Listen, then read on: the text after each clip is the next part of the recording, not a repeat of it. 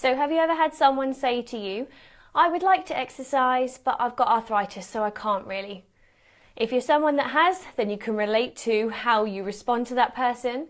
If someone's not said that to you yet, then you'll probably still get that person at some stage. But what we ideally want people to do is think, I have arthritis and I want to exercise, although I'm slightly cautious about what I can and cannot do. And that's fine. So today's revision session is just touching upon 5 do's and don'ts when exercising clients that have arthritis. Now, arthritis is a very common condition and there are over 100 types of arthritis. We've covered some of them in our previous revision topics. The 2 key types of arthritis that we focus on are osteoarthritis and rheumatoid arthritis. So the key differences, just as a refresher, is osteoarthritis is more of a wear and tear condition, and we typically see the joints losing articular cartilage and therefore joints become closer together and start rubbing on each other, which causes pain and causes inflammation. When we talk about rheumatoid arthritis, it's more of an autoimmune condition. So in the case of rheumatoid arthritis, the autoimmune system is actually attacking your own tissues.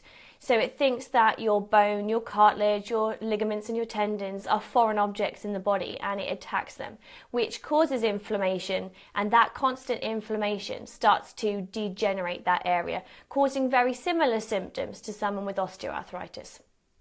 But regardless of the type of arthritis, these 5 do's and don'ts apply to all clients.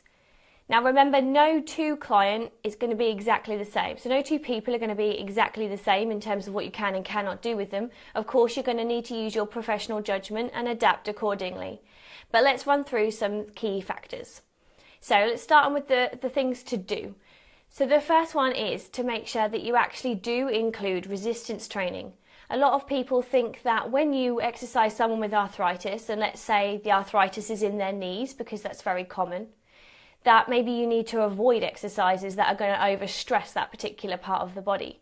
And in fact, that's kind of the opposite. You want to try and strengthen the muscles that support that area. So for the knees, we're talking about the quads. We're also talking about the hamstrings and the calves.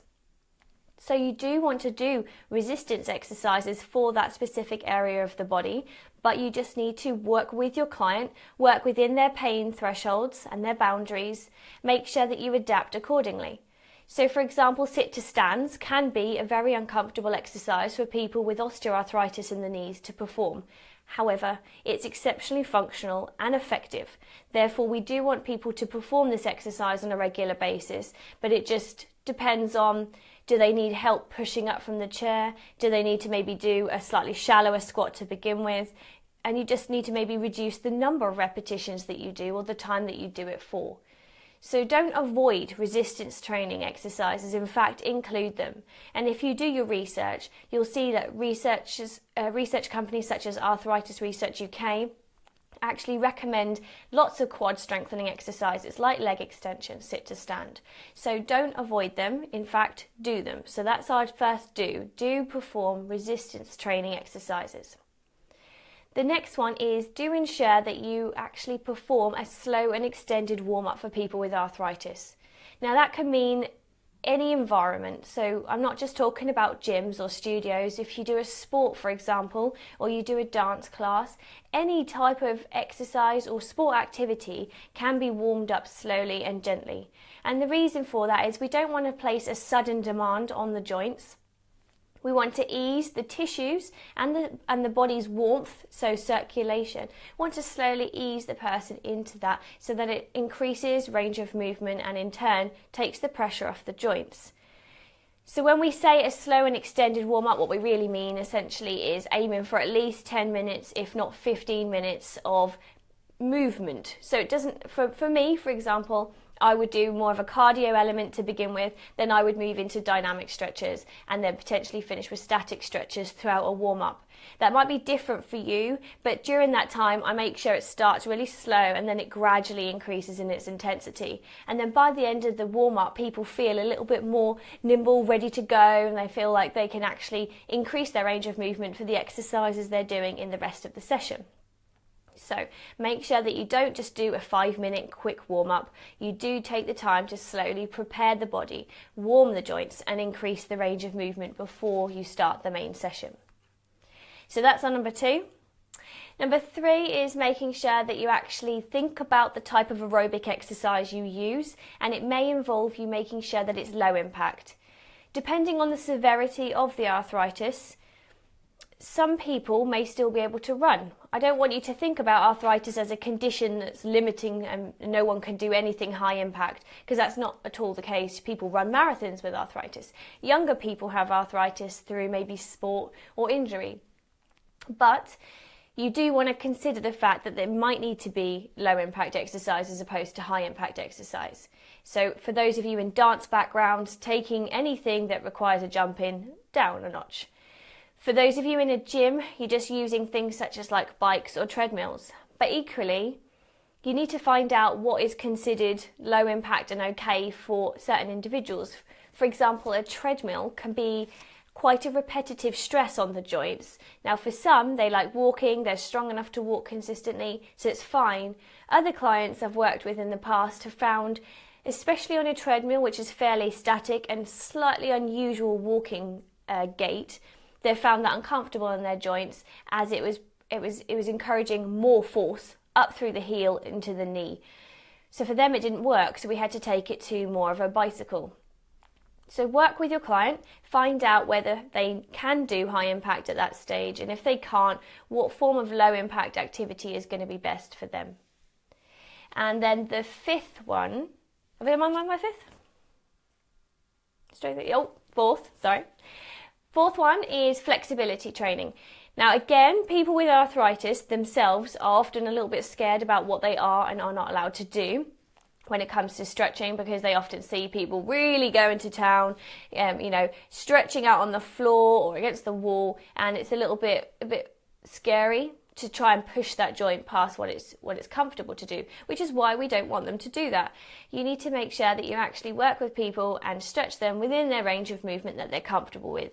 So take them through gentle stretches and then slowly introduce more stretching range of movement. So for example, we're talking about the hamstring stretch. You may need to get people to start off on a chair and they're sitting down with their leg extended out in front of them, and then they'll slowly reach down to their toes.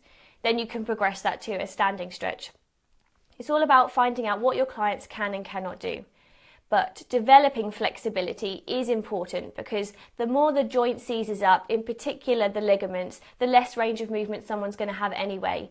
So we're using activity and exercise to combat that change, making sure that you work with your client to develop it. And think about posture. As people get older as well, they tend to become more kyphotic. So we want to use regular flexibility to ensure better posture. When your posture starts to become more rounded shoulder, more kyphotic, then the forces travelling through your spine are not going to be as evenly distributed down to the hips and the knees, for example. So people can start getting more pain and discomfort on, say, one side of their body or in different joints just because they're standing badly and therefore exercising with poor posture. So we want to think about making sure that you constantly integrate that for both standing posture and the change of shear force through the body, but also developing the range of movement at a given joint so they can continue to do activities of daily living. So now on to number 5. So the 5th do for someone working with arthritis. The 5th one really just comes down to making sure that you educate your clients. Now, arthritis is one of the many conditions that people are fearful of exercise around. They think, why would I want to exercise if I've already got arthritis? That's just going to wear my joints out further. And they think they're going to do more damage and they're going to cause themselves more pain. But actually, research shows that if people do regular strength training, they can actually decrease their pain thresholds and their sense of pain by 43%, which is a huge amount really for a regular activity, and hopefully one that they will enjoy. So if we can educate clients on the benefits of activity on a daily basis, so walking more, taking the stairs, and exercise, make them understand a little bit about what you're doing in that session. So why you're using the exercises that you are, what they're going to help them with, why they should perform regular stretching routines at home, for example. If you really educate them and help support them, they will also develop a better sense of trust and rapport with you, so that you can gain better goals and get more feedback from them going forwards if you've got that relationship. But most of all, it just reduces the fear barrier, because as soon as people become too fearful of something, they won't do it. And that's why, you know, there's lots of different types of exercises out there. A lot of them are pretty hardcore and high intensity. And for people that do have even slight arthritis, so very minor osteoarthritis, they still think, I'm not sure that I can do that. And that's because it's not been adapted for someone with their condition, which is why it's important to make sure that you put that across in your message to them and that you tailor the exercise for them. So that's the 5 do's. Now let's go to some don'ts. So some of them are sort of the opposite of the do's, really. So don't do any excessive stretching routines such as PNF stretching. Now I know that seems like common sense, but you'll be surprised how many people with arthritis have been told they've been put through, who have told me, that they've been put through a PNF stretching type routine to try and improve the flexibility of their joints. So as I said before, don't push the client past their boundaries and their comfort pain thresholds. Make sure that you slowly develop that over time, and also consider ballistic stretching as a no-no as well, in my opinion. I just don't think people with especially lower body arthritis should be bouncing during their stretches. Older people, if you notice, typically do want to bounce in their stretches. I think that's the way that the industry was and the way that instructors used to teach it. And I try and encourage people to not do that. Just holding a gentle static stretch for a longer period of time will be more beneficial than bouncing and holding that stretch. So that's my first one. The second one is going to be do not exercise during a flare-up. Now that relates more to rheumatoid arthritis because, as we mentioned, it's an autoimmune condition, which means that the immune system will have flare-ups, so excessive pain and potentially disability to an extent, and then it will go into remission where the symptoms can either completely go away or go away to a point where people can get back to their normal activities of daily living. So when someone is experiencing a true flare-up, we do not exercise them. It's an absolute contraindication to exercise. You need to make sure that you at least allow 48 hours to 72 hours, I would say, initially from the person's initial flare-up stage before you maybe allow them to gently become more active. Now, flare-ups can last for weeks. So again, it's getting used to your client, what's normal for them, how do they feel after that 72-hour period, what are their symptoms, etc. So you need to work one-to-one with an individual there, but just know that if someone is having a flare-up, it is an absolute contraindication to exercise and they should not perform it, even if they're stubborn enough and they want to. You need to tell them that it's only going to do them more pain, or cause more pain than it is doing any good. So our next one is don't kneel or do any uncomfortable positions. Now in fitness there can be some unusual activities, like we're getting down onto the ground to do the 4-point kneeling stance, for example, or positions like the plank, which requires your leg being extended out and taking your body weight. If you've got arthritis of the lower body, then they're exercises that you may need to remove completely or at least adapt, because it's a lot of stress and pressure on the knees. In particular, kneeling we're referring to here, or kind of any inverted positions which put extra stress on the joints there.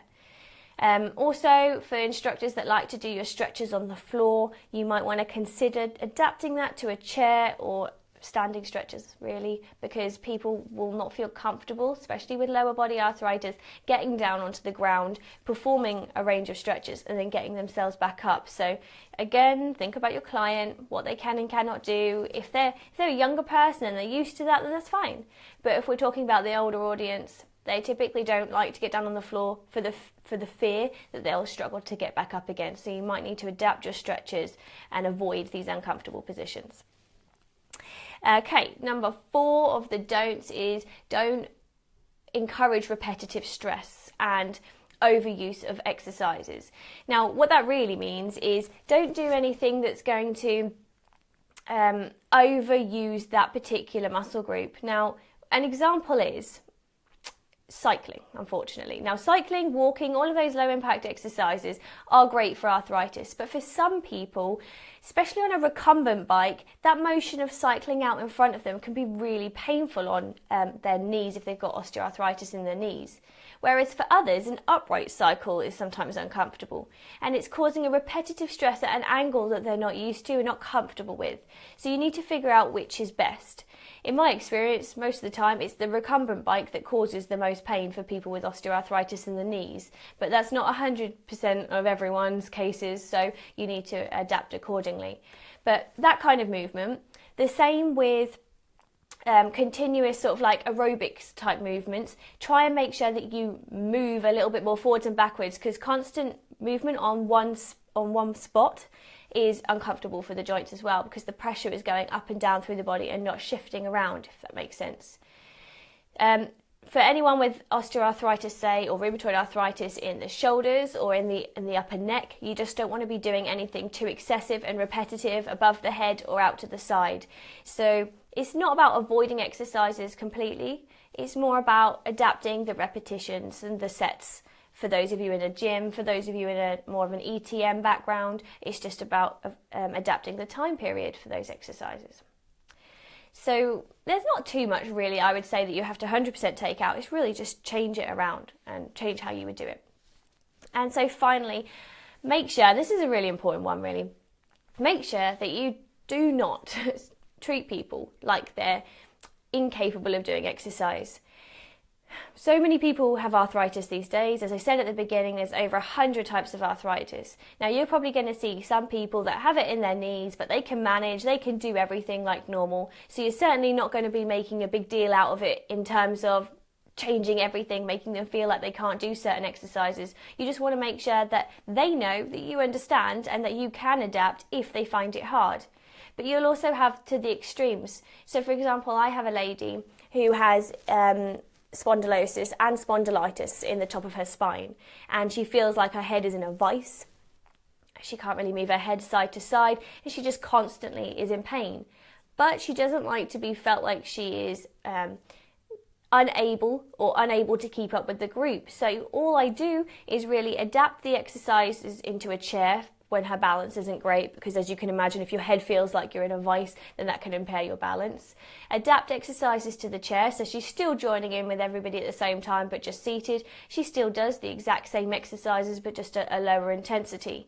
And she really did dislike it when she went to another class, when the person really treated her like she was frail and that she couldn't do anything. So really make sure that you find that right level. Find the right level of treating people with respect and dignity, but also appreciate and accept their condition, so you're showing some empathy at the same time. And basically, don't be patronising. And I know that sounds ridiculous, but if you actually watch fitness instructors, when someone tells them that they have a condition, I think they go into panic mode more often than not, and, you know, they just say things that they wouldn't ordinarily say. And it's all about how you are perceived by your client and how you work with them. So that number 5 to me is really important. Make sure that you don't treat them like they're unable to, but take into consideration what it is that they're there condition-wise with, and then adapt accordingly. So that was our revision session for 5 do's and 5 don'ts for training people with arthritis. Now, if you want a bigger refresher on arthritis and exercise, then we do have our 2-hour online seminar, and I'll put the link below this video a bit later for anyone interested in that. If not, we're going to come back to arthritis for another revision session soon, because we previously covered sort of the differences between osteoarthritis and rheumatoid arthritis. Here are some considerations that we need to address. And later we'll probably go back into some exercise guidelines and some examples of exercises that you should integrate into a session for different exercise formats. So I hope that sounds good. I hope that you found that useful, to just reminding you of different things that you should and should not do with this particular group of people. I will see you in our next revision session, which will probably be the week after next. All right, have a good week. Bye.